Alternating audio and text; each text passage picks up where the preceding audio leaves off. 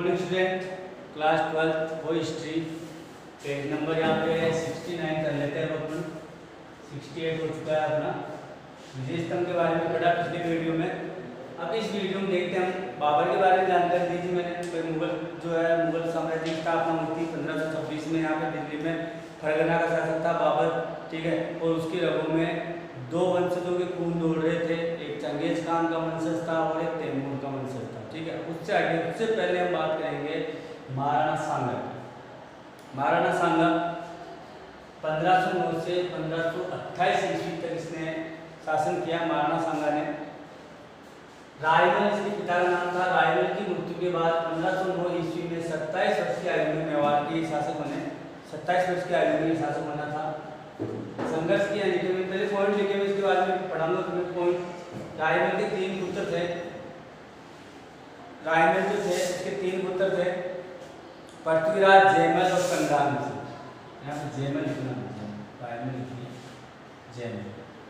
रायमल के 3 पुत्र थे, जयमल, पृथ्वीराज एवं सांगा। तीनों के मध्य संघर्ष हुआ सत्ता के लिए, वह सत्ता किसको हासिल होगी। और इस संघर्ष में दोनों भाइयों ने मिलकर सांगा पर आक्रमण कर दिया था। उस समय सांगा की एक आंख फूट गई थी। रोचक बात यह है कि जब वहाँ पे उत्तराधिकार, भाइयों के उत्तराधिकार के लिए, भाइयों के लिए युद्ध चल रहा था उनके बीच में, तो उस समय राणा सांगा जो थे, ये करमचंद पंवार हमारा अजमेर का शासक था, उसके यहाँ पे रहते, मामाजी रहते थे रिश्तेदार में, और श्रीनगर में अपना अज्ञातवास बसाया था। जानते हो श्रीनगर, जब हम नसीराबाद चलते हैं तो बीच में श्रीनगर आता है, अजमेर में श्रीनगर एक ही है। और यहाँ श्रीनगर में उन्होंने अपना अज्ञातवास बिताया था। महाराणा सांगा महान योद्धा थे वो, जिसने बाबर को कड़ी टक्कर दी। उसी के बारे में आज हम पढ़ेंगे, महाराणा सांगा के बारे में, ठीक है। एक पॉइंट से आपको लिख रहे हैं। महाराणा सांगा 1509 से 1528 ईस्वी तक इन्होंने शासन किया। 27 वर्ष की आयु में सत्ता के संघर्ष के लिए इन 3 भाई थे, जयमल, पृथ्वीराज एवं महाराणा सांगा। उनके मध्य युद्ध हुआ जिसमें महाराणा सांगा की एक आंख चली गई, ठीक है। और उसके बाद में फिर वो अज्ञातवास के लिए यहाँ पे श्रीनगर आके कुछ दिनों तक श्रीनगर रहे। फिर उन्होंने अपनी पूरी प्लानिंग की, पूरी सेना तैयार की और फिर मेवाड़ के वो शासक बने, ठीक है। तो इसके बारे में पढ़ लेते हैं पहले।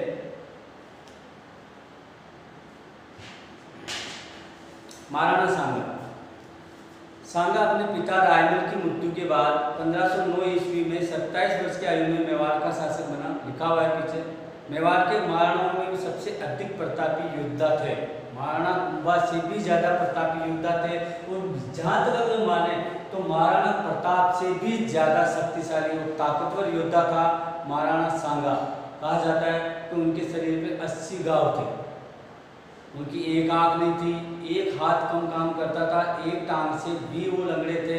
उसके बावजूद भी उन्होंने जो है जिस प्रकार महाराणा को बाबर को टक्कर दी, अगर हम एक कल्पना करते हैं अगर वही बंदा अगर सही होता थोड़ा सा, तो शायद वो यहाँ पे मुगल वंश की स्थापना नहीं होने देता, ठीक है।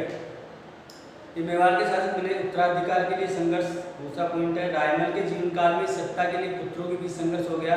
कहा जाता है कि एक बार कुंवर पृथ्वीराज, जयमल और संग्राम सिंह ने अपनी अपनी जन्म पत्रियां ज्योतिष को दिखलाई। उन्हें देखकर उसने कहा कि ग्रह तो पृथ्वीराज और जयमल के भी अच्छे हैं, परंतु राजयोग संग्राम सिंह के पक्ष में होने के कारण मेवाड़ का स्वामी वही होगा। ज्योतिष को अपनी कुंडलियाँ दिखाई। ज्योतिष ने कहा भाई राजयोग तो ग्रह तो इनके भी अच्छे हैं, जयमल के पृथ्वीराज के ग्रह तो इनके भी अच्छे हैं, लेकिन राजयोग किसके पक्ष में जा रहा था, महाराणा सांगा के पक्ष में जा रहा था और वही मेवाड़ का स्वामी होगा। ये सुनते ही दोनों भाई संग्राम सिंह पर टूट पड़े। पृथ्वीराज ने भूल मारी जिससे संग्राम सिंह की एक आंख फूट गई उसकी। इस समय तो सारंगदेव ने बीच बचाव कर किसी तरह उन्हें शांत किया। सारंगदेव था महाराणा रायमल का चाचा।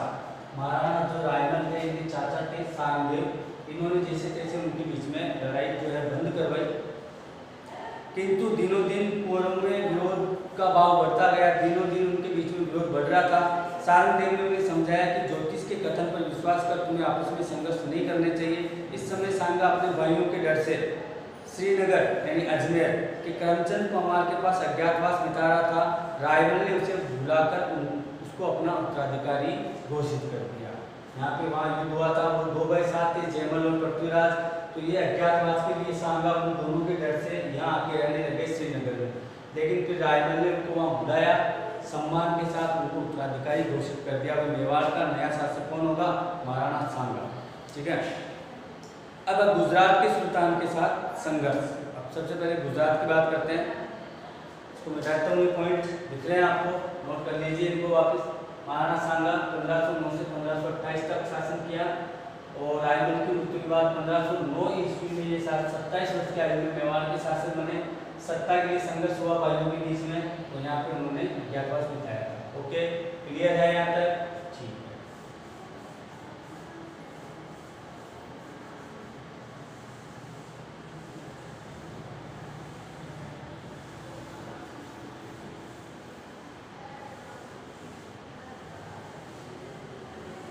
अब सबसे पहले आता है गुजरात के सुल्तान के साथ संघर्ष, सांगा।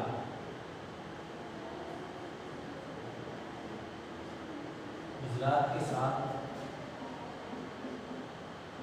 संघर्ष।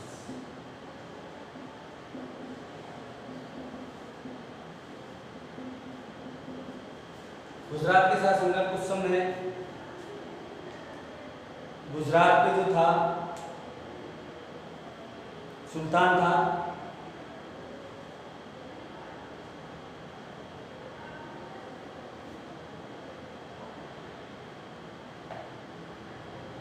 मुजफ्फर।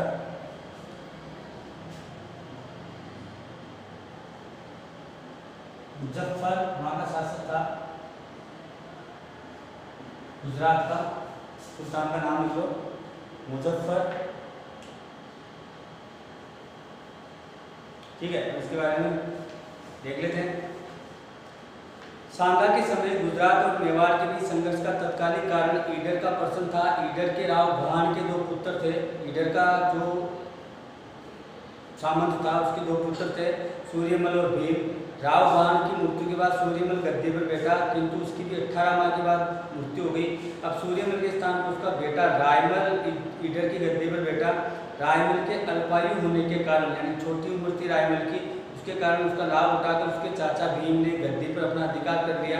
रायमल ने मेवाड़ में शरण ली, जहां महाराणा सांगा ने अपनी पुत्री की सगाई उसके साथ कर दी। रायमल जो था ईडर का शासक था, तो वो यहाँ पे आ गया सांगा के पास और सांगा ने अपनी बेटी की सगाई उसके साथ कर दी। 1515 में रायमल ने महाराणा सांगा की सहायता से भीम के पुत्र भारमल को हटाकर ईडर पर वापस यानी पुनः अधिकार कर लिया।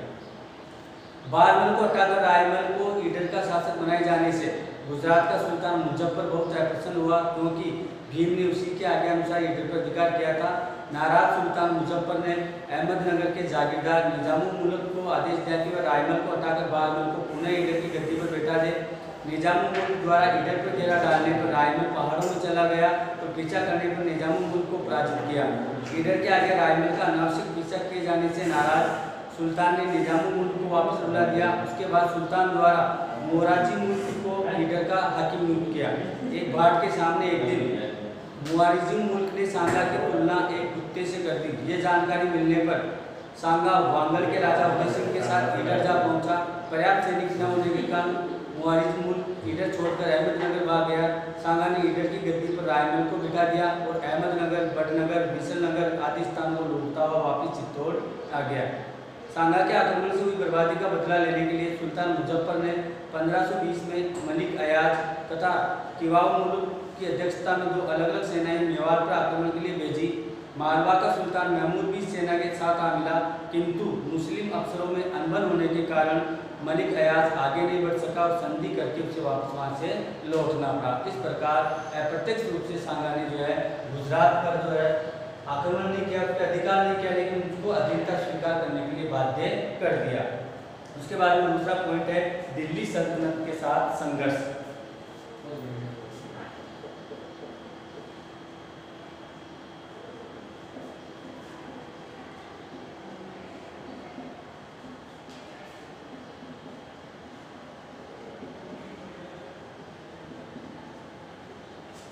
सेकंड पॉइंट, दिल्ली सल्तनत। सांगा ने सिकंदर लोधी के समय दिल्ली के अधीनस्थ इलाकों पर अधिकार करना शुरू कर दिया था, किंतु अपने राज्य की निर्बलता के कारण वह महाराणा के साथ संघर्ष के लिए तैयार नहीं हो चुका। सिकंदर लोधी के उत्तराधिकारी उस समय था इब्राहिम लोधी। नोट करना, इब्राहिम लोधी को हराया था इसने सांगा ने।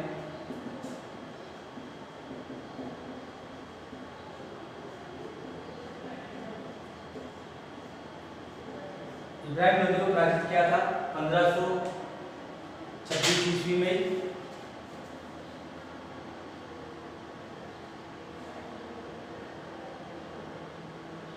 सिकंदर लोदी के उत्तराधिकारी इब्राहिम लोदी ने 1517 में मेवाड़ पर आक्रमण कर दिया। खातौली, कोटा में है खातौली, वहां नामक स्थान में दोनों पक्षों के बीच युद्ध हुआ जिसमें सांगा विजय हुआ।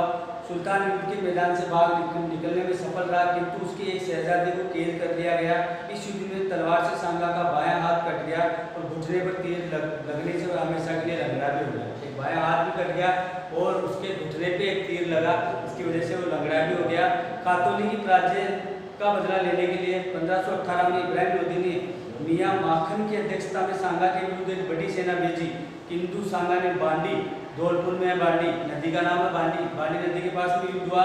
इस युद्ध में एक बार फिर शाही सेना यानी इब्राहिम लोदी की सेना को पराजय का सामना करना पड़ा। तो दिल्ली सल्तनत के साथ हुआ। तीसरा जो हमारा था मालवा के साथ, इसके कैसे संबंध है? तीसरा मालवा,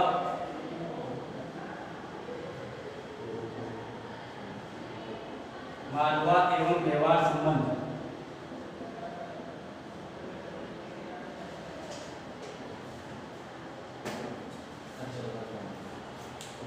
मालवा और मेवाड़ की बात करते हैं।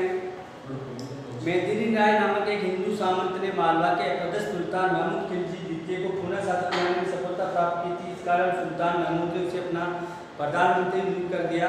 सुल्तान के मुस्लिम अमीरों को मेदिनी राय की बढ़ती हुई शक्ति से काफी ईर्ष्या हुई। उन्होंने सुल्तान को इसके विरुद्ध बरगलाने में सफलता प्राप्त की। मेदिनी राय महाराणा सांगा की शरण में मेवाड़ आ गया, जहां उसे गागलोर में चंदेरी की जागीर दे दी गई। 1519 में सुल्तान महमूद मेदिनी राय पर आक्रमण करने के लिए रवाना हुआ। उस समय वहां का था मालवा का सुल्तान था महमूद।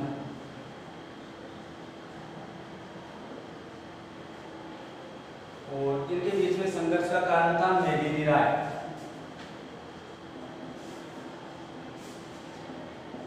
जो कि सांगा की शरण में आ चुका था। सांगा ने उसको गागरोन एवं चंदेरी, गागरोन एवं चंदेरी की जागीर दे दी इसको मेदिनी राय, इसने दी सांगा ने।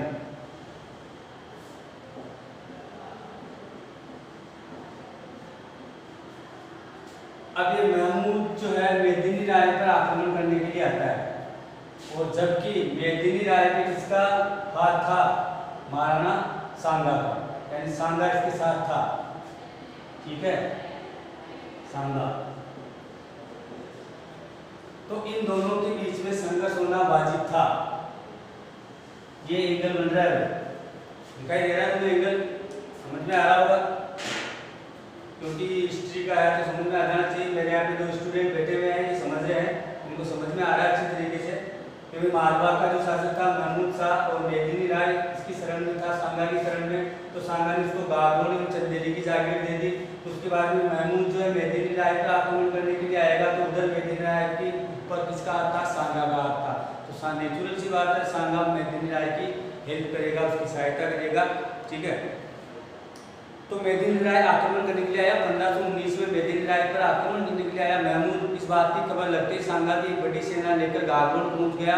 यहाँ हुई लड़ाई में सुल्तान की बुरी तरह पराजय हुई। सुल्तान का पुत्र आसफ खां इस युद्ध में मारा गया तथा वह स्वयं घायल हुआ। सांगा सुल्तान को अपने साथ चित्तौड़ ले गया, जहाँ उसे 3 माह तक कैद रखा। यहाँ पे सांगा ने महमूद को पकड़ लिया, पहली बार को बड़ा काम किया और पकड़कर उसको 3 माह तक कैद रखा अपने यहाँ पर। एक दिन महाराणा सांगा सुल्तान को एक गुलदस्ता देने लगा। इस पर उसने कहा कि किसी चीज़ के देने के 2 तरीके होते हैं, एक तो अपना हाथ ऊंचा कर अपने से छोटे को देवे, या अपना हाथ नीचा कर बड़े को नजर करे। मैं तो आपका कैदी हूँ, इसलिए यहाँ नजर का तो कोई सवाल ही नहीं, और भिखारी की तरह केवल इस गुलदस्ते के लिए हाथ पसारना मुझे शोभा नहीं देता। ये उत्तर सुनकर महाराणा बहुत प्रसन्न हुआ और गुलदस्ते के साथ सुल्तान को मालवा का आधा राज्य सौंप दिया। सुल्तान के अधीनता के स्वरूप चिन्ह स्वरूप रतन जड़ित मुकुट तथा सोने की कमरपेटी महाराणा को सौंप दिए। आगे के अच्छे व्यवहार के लिए महाराणा ने सुल्तान के एक शहजादे को जमानत के तौर पर चित्तौड़ में रख लिया। महाराणा के इस उदार व्यवहार की मुस्लिम इतिहासकारों ने भी काफ़ी प्रशंसा की, लेकिन ये नीति राज्य के लिए आगे जाकर हानिकारक हुई। 3 माह तक कैद रखा, 3 माह कैद रखने के बाद में उसको छोड़ दिया उसके अच्छे व्यवहार के लिए और उसके अधीनता के लिए उसको छोड़ दिया। लेकिन ये नीति मुस्लिम इतिहासकारों ने तो प्रशंसा की है, जो है महाराणा सांगा ने अच्छा व्यवहार किया, लेकिन ये नीति राज्य के लिए बहुत ज़्यादा खतरनाक रही। अब आगे हम बात करते हैं खानवा युद्ध के कारण।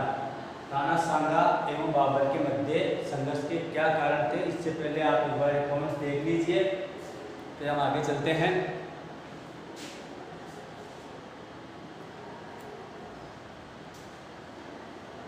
ठीक है, दिखा देता हूँ उनको। गुजरात के साथ संघर्ष, मुजफ्फर, उसके बाद में दिल्ली सल्तनत, इब्राहिम लोधी पर आया, फिर महमूद जो कि मालवा का शासक था उसको भी अपने अधीन कर लिया। अब मुख्य जो युद्ध था वो था खानवा युद्ध के कारण। पहले खानवा युद्ध के कारण, खानवा युद्ध 1526 ईस्वी के कारण। क्या कारण है? ये कारण आपको कॉपी में ऐसे नोट कर लेने हैं। खानवा युद्ध के कारण, पहला यह युद्ध राणा सांगा एवं बाबर के मध्य हुआ। बाबर के मध्य। दूसरा,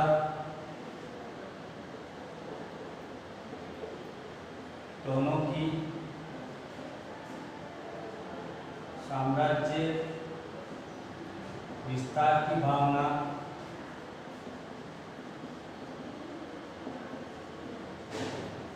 पॉइंट नंबर 3, सांगा पर वचन भंग का आरोप। सांगा पर वचन भंग का आरोप।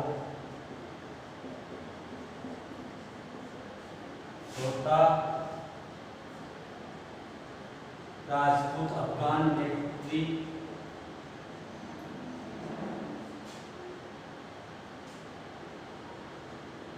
राजपूत अफगान मैत्री मित्रता होना। ठीक है। पांचवा, महत्वाकांक्षाओं का टकराव। और नंबर 5, सांगा द्वारा। और नंबर 6 लिख रहा हूं, सांगा द्वारा दिल्ली तक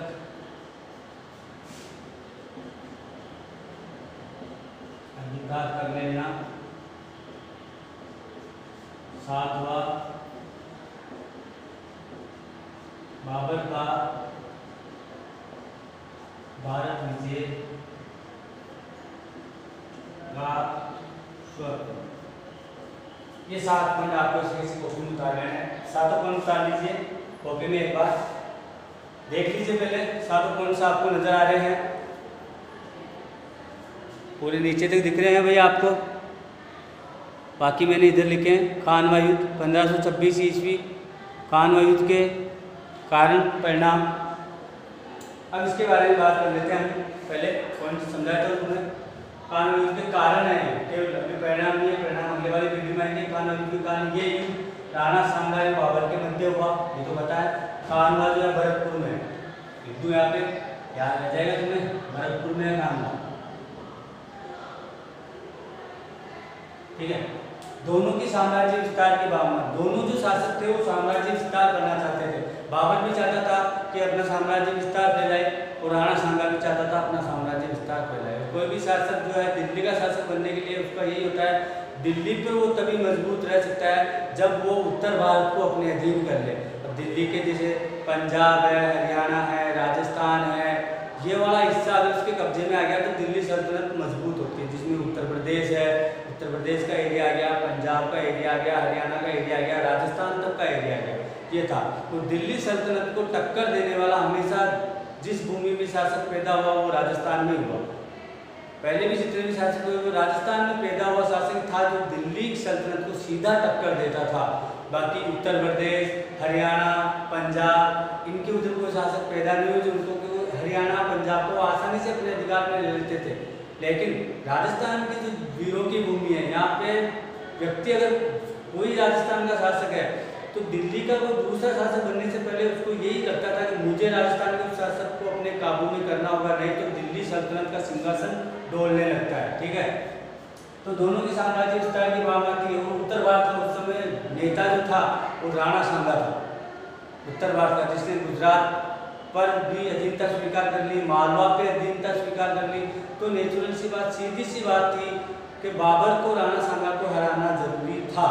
ठीक है, इसके बाद में दूसरा पॉइंट है अपना, तीसरा पॉइंट है सांगा पर वचन भंग का आरोप। बाबर ने सांगा पर वचन भंग का आरोप लगाया। बाबर ने कहा है अपने इतिहास में, अब उसने लिखा, बाबर ने बाबरनामा पुस्तक लिखी उसमें बाबर ने कहा कि राणा सांगा ने उसको बुलाया था यहाँ पे कि वो आके दिल्ली पे अधिकार करे और मैं जो दिल्ली पे इब्राहिम लोधी पे आप इधर से वार करो, मैं इधर से वार करूंगा और उसके बाद में हम इब्राहिम लोधी को, लोधी वंश को खत्म कर देंगे, मुगल वंश की स्थापना हो जाएगी, आप दिल्ली पे अपना अधिकार रखना, मैं राजस्थान पे अपना अधिकार रखूंगा, तो झुके वाबरी उसमें इसलिए बात कही है। लेकिन ये बात जो है गलत है। क्यों?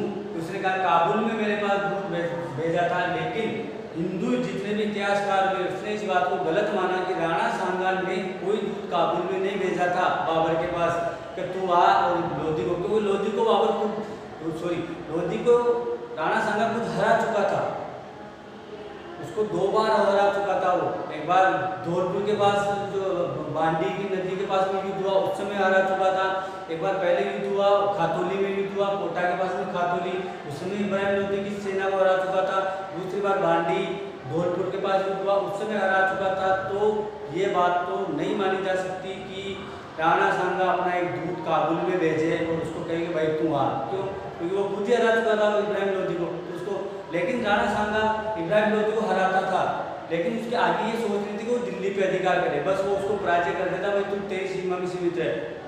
नहीं तो राणा सांगा चाहता तो दिल्ली सल्तनत पर अपना अधिकार कर सकता था, लेकिन इतना बड़ा साम्राज्य विस्तार, उतने बड़े साम्राज्य को संभालना सीधी सी बात है। वो भी राजपूत शासक जहाँ शुरू से पूछ रही है, ये राजपूत शासक दूसरे राजपूत शासक को पसंद ही नहीं करता है, सब अपने अपनी एकड़ी में रहते हैं। ठीक है, तो ये चीज़ गलत है जो भी है। आगे देखिए, राजपूत अफगान मैत्री, अफगान और राजपूतों के बीच में मैत्री हो गई थी। पानीपत के प्रथम युद्ध में अफगान पराजित हुए थे। पानीपत का प्रथम युद्ध हुआ था, पानीपत जो है हरियाणा में, वहाँ पे अफगान पराजित हुए थे। और वो अफगान जो बाद में थे उसमें हसन खान मेवाती और इब्राहिम लोधी का भाई महमूद लोधी, ये सब राजपूतों के साथ आके मिल गए थे, यानी लोधी वंश के भी आ गए थे। अफगान और राजपूतों के बीच में मित्रता हो गई थी और बाबर को ये पसंद नहीं था। बाबर को ये कि राजपूतों से पार पाना मुश्किल हो रहा है और अफगान और उनके साथ मिल चुके थे, एक साथ 2 ताकतें अगर मिल गई तो मेरा जीतना मुश्किल ही नहीं नामुमकिन हो जाएगा। ठीक है, इसके बाद में महत्वाकांक्षाओं का टकराव, दोनों शासक महत्वाकांक्षी थे, इधर राणा सांगा भी महत्वाकांक्षी था और उधर बाबर भी महत्वाकांक्षी था। दोनों महत्वाकांक्षाएं जब होती है तो उनके बीच में युद्ध होना तो आवश्यक हो ही जाता है। महत्वाकांक्षा एक ऐसी चीज़ होती है, ठीक है, एक रोटी अगर 2 कुत्तों के बीच में एक रोटी डालो तो वो रोटी को नहीं देखेंगे, पहले वो क्या करेंगे, लड़ेंगे, क्योंकि दोनों की महत्वाकांक्षा क्या है, उस रोटी को खाना। लेकिन पहले वो लड़ेंगे, चाहे वो रोटी तीसरा लेके चला जाए वो अलग चीज़ है, लेकिन वो दोनों लड़ेंगे। और महत्वाकांक्षाओं का टकराव भी ऐसे होता है, वो भी चाहता है मैं भी अधिकार करूँ, ये भी चाहता है मैं भी अधिकार करूँ, दोनों युद्ध होगा तभी फैसला होगा कि कौन जो है आगे चलेगा।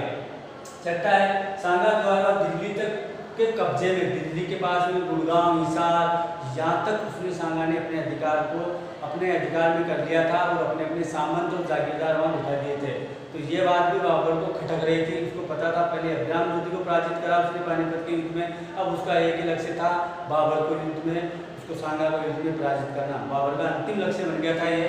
और बाबर का भारत विजय का स्वप्न, और बाबर जो था भारत विजय का स्वप्न लेके आया था, फरगना का शासक था, वहाँ पे उसकी चली नहीं तो उसको वहाँ से भगा दिया गया। अब वहाँ से भगाने के बाद में उसका एक ही लक्ष्य बचा कि मैं जैसे तैसे भारत पे अधिकार कर लूँ और वहाँ पे अधिकार करके मैं अपना शासन स्थापित कर लूँ।